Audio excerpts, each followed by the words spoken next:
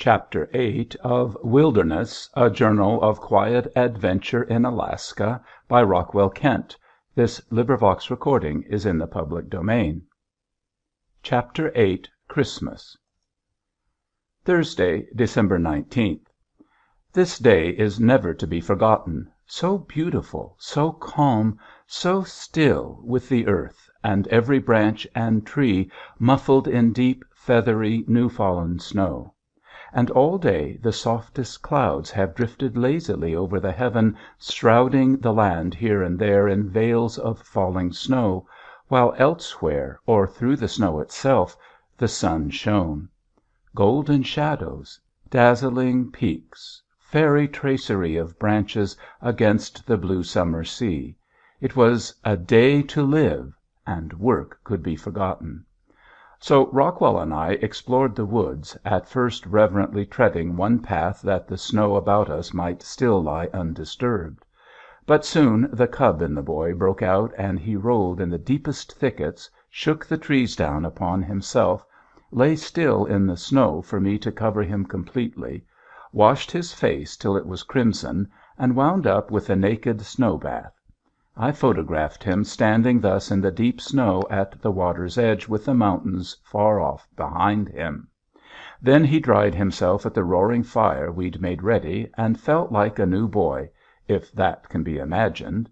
We both sketched out of doors for a little while in the morning like young lady amateurs. I tried it again 2 or 3 times throughout the day with indifferent results. It was too beautiful. We cut wood, too, and that went with a zest. While Rockwell dried himself after his bath, I searched in the woods for a Christmas tree and cut a fair-sized one at last for its top. Christmas is right upon us now. To-night the cranberry stew on the stove. Friday, December 20th. The beautiful snow is fast going under the falling rain. With only 5 more days before Christmas, it is probable we'll have little if any snow on the ground then. A snowless Christmas in Alaska! This day was as uneventful as could be. Part of the morning was consumed in putting a new handle into the sledge-hammer. It was too dark to paint long, really hardly an hour of daylight. These days slip by so easily and with so little accomplished. Only by burning midnight oil can much be done. Sunday, December 22nd. Both yesterday and today it has poured rain. They've not been unpleasant days, however. Occasional let-ups have allowed us to cut wood and get water without inconvenience. This morning, Olson, fearing that a continuance of the mild weather would melt the ice in the lake and send his bags of fish to the bottom, went out to the center of the lake where they hung suspended through a hole in the ice, and brought them in. But so precarious has the ice become that he carried a rope and took me along in case of trouble. To get out upon the ice we had to go some distance along the lake's shore. Returning, we missed meeting Rockwell, who had gone to join us. Not for some time did it occur to me to call him. It was well I did call. The poor boy, on not seeing us, had suddenly concluded we were drowned. A strip of water separated him from the ice. He was on the point of wading into this at the moment I called him. He was still terribly excited when he reached us. Both days I have been occupied with humble, housewifely duties, baking, washing, mending, and now the cabin is adorned with our drying clothes. Here, where water must be carried so far, it is the wet days that are wash days. Darning is a wretched nuisance. We should have socks enough to tide us over our stay here. Last night, after Rockwell had been put to bed, I sat down and did 2 of the best drawings I have made. At 12:30 I finished them, and then, to calm my elation a bit for sleep, read in the Odyssey. At this, my second reading of the book, it's as intensely interesting, or more so, than before. As a story, it is incomparably better than the Iliad. To me it is full of suggestions for wonderful pictures. 10 days from now it comes due for Olson to go to Seward. If only then we have mild, calm weather! but as yet we have seen no steamer go to Seward since early in the month. It looks as if the steamship companies had combined to deprive Alaska of its Christmas mail and freight in a policy of making the deadlock with the government over the mail contracts intolerable. Meanwhile, instead of serving us, the jaunty little naval cruisers that summered here in idleness doubtless loaf away the winter months in comfortable Southern ports. Monday, December 23rd. Up to this morning the hard, warm rain continued, and now the stars are all out and it might be thought a night in spring. At 8:30 I walked over in sneakers and underwear for a moment's call on Olson, but he had gone to bed. And now, although we'll have no snow, the weather is fair for Christmas. If Olson believes, as he says, that Christmas will pass as any other day, he is quite wrong. The tree waits to be set up, and it will surely be a thing of beauty, blazing with as many candles in this somber log interior. I've given up the idea of dressing Olson as Santa Claus in goat's wool whiskers. Santa Claus without presents would move us to tears. There are a few little gifts, a pocket knife and a kitchen set of knife, fork, and can opener for Olson, an old broken fountain pen for Rockwell, some sticks of candy, and the dinner. What shall it be? Wait. It is midnight. I've just finished a good drawing.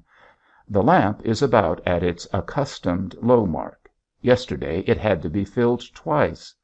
Those nights when without a clock I sat up so late and to so uncertain an hour I have discovered by the lamp and clock together to have been really long. My bedtime then was after 2 or 3 o'clock. But I arose later. Today I finished a little picture for Olson, and so did Rockwell. These were forgotten in my list of presents as I've just written it. I have shown in my picture the king of the island himself striding out to feed the goats, while Billy, rearing on his hind legs, tries to steal the food on the way. Rockwell's picture is of Olson surrounded by all the goats in a more peaceful mood. Olson's cabin is in the background. I wish we had more to give the good old man. At any rate, he dines with us. Christmas Eve. We've cleaned house, stowed everything away upon shelves and hooks and in corners, moved even my easel aside, decorated the roof timbers with dense hemlock boughs, stowed quantities of wood behind the stove, for there must be no work on that holiday, and now both Rockwell and I are in a state of suppressed excitement over tomorrow. What a strange thing! Nothing is coming to us, no change in any respect in the routine of our lives but what we make ourselves, and yet the day looms so large and magnificent before us. I suppose the greatest festivals of our lives are those at which we dance ourselves. You need nothing from outside, not even illusion.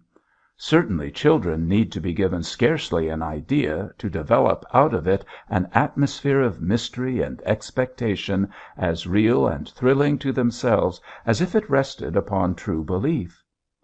Well, the tree is ready, cut to length with a cross at the foot to stand upon, and a cardboard and tinfoil star to hang at its top. And now as to Christmas weather.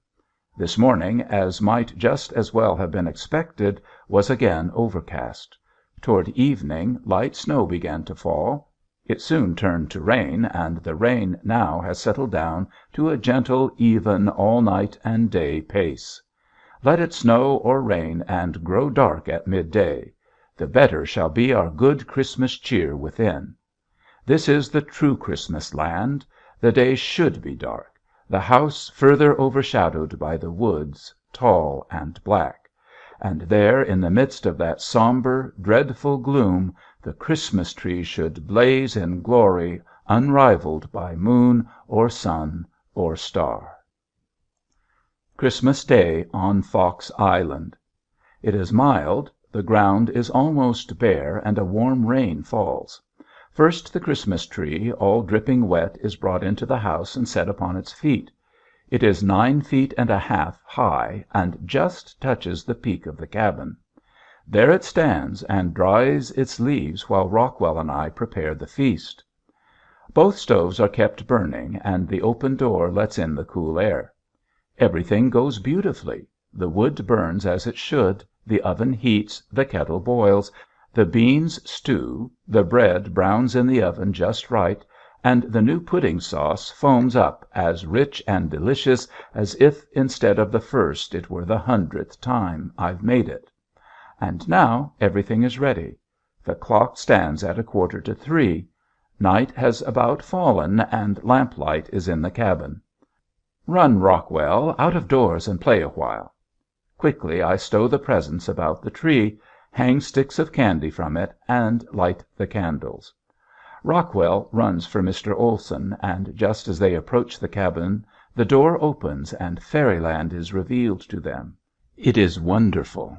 The interior of the cabin is illuminated as never before, as perhaps no cabin interior ever was among these wild mountains. Then, all amazed and wondering, those two children come in. Who knows which is the more entranced? Then Olson and I drink in deep solemnity a silent toast. And the old man says, "I'd give everything, yes, everything I have in the world, to have your wife here now."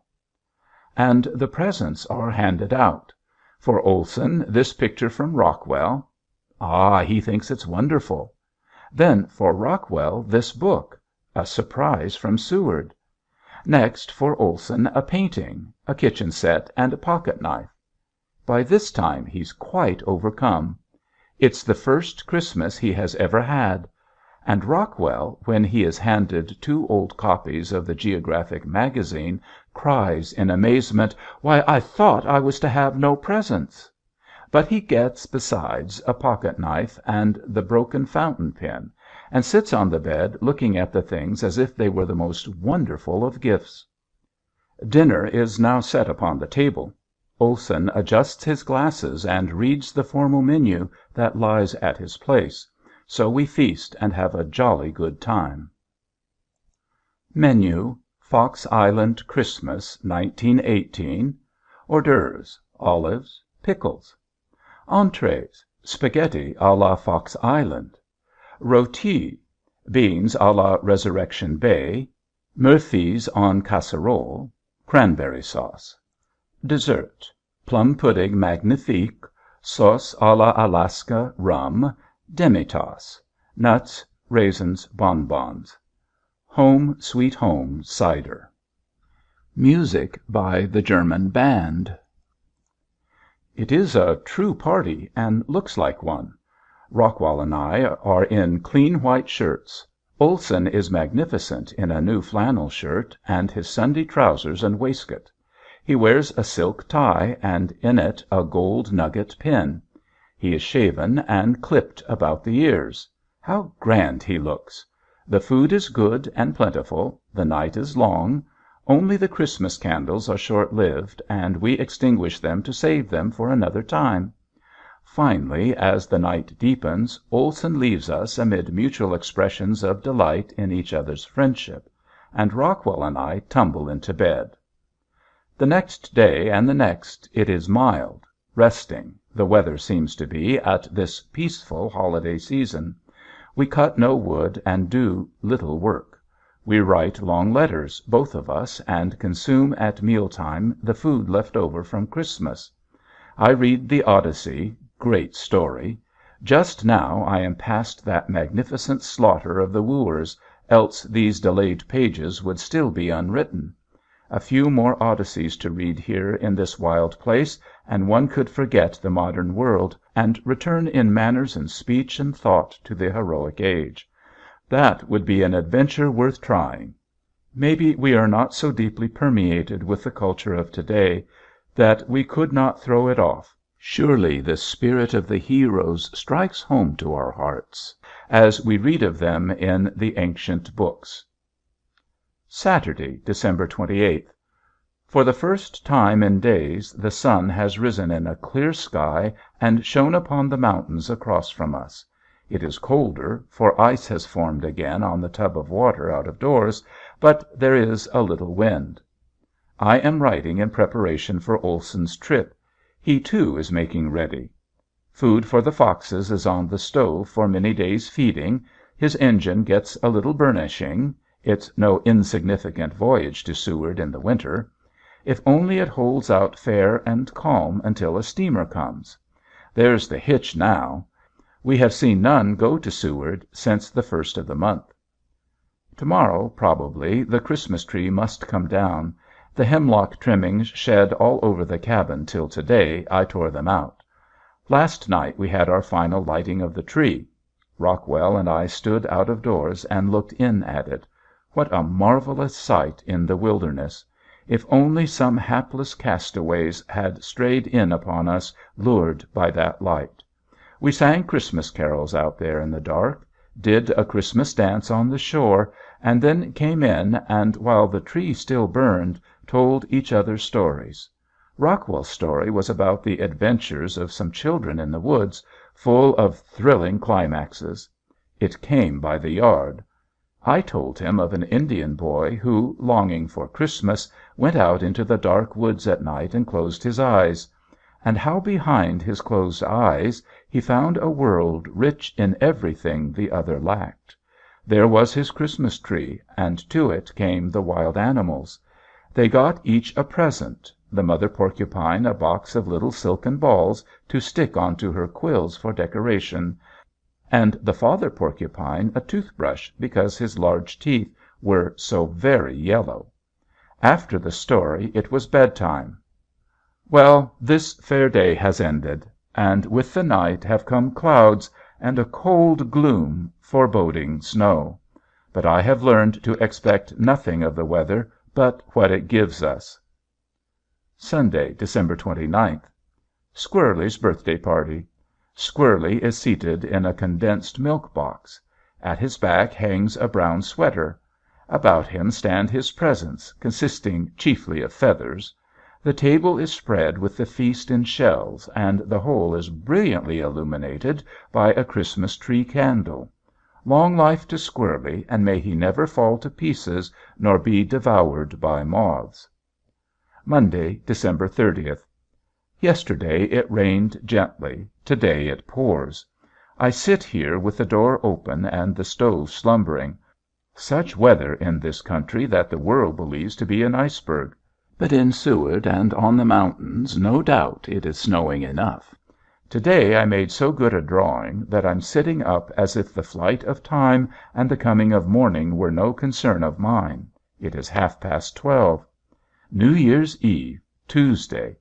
This is the 10th anniversary of Rockwell's parents, and I have kept it as well as I could, working all day upon a drawing for his mother, and to-night holding a kind of song service with Rockwell. Rockwell, who at 9 years has every reason to celebrate to-day, however he may feel at 29, has written his mother a sweet little letter. I'm terribly homesick to-night, and don't know what to say about it in these genial pages. It has been a solemn day. When Olson was here to-night, I began from playing the flute to sing. He was delighted, and I continued. What a strange performance here in the wilderness, a little boy, an old man, listening as I sing loudly and solemnly to them without accompaniment. Olson brought us a pan of goat's milk to-day, as he often does. I make junket of it, and it is a truly delicious dish, ever so much better than when made of cow's milk. It resembles a jelly of pure cream. It has rained hard most of the day. At times a mist has hung in a band halfway up the mountain's height across the bay. It is a remarkable sight. To-night is as warm as any night in spring or autumn. It thaws continually, and even the ice that once covered the ground beneath the snow is fast disappearing. The year goes out without a steamer having been seen to come with the Christmas mail. It is close to midnight. I have one secret resolution to make for the new year, and that I may make it as earnestly and as truly as possible, the stars and the black sky shall be my witness. And so, with the year 1918, I end this page. End of Chapter 8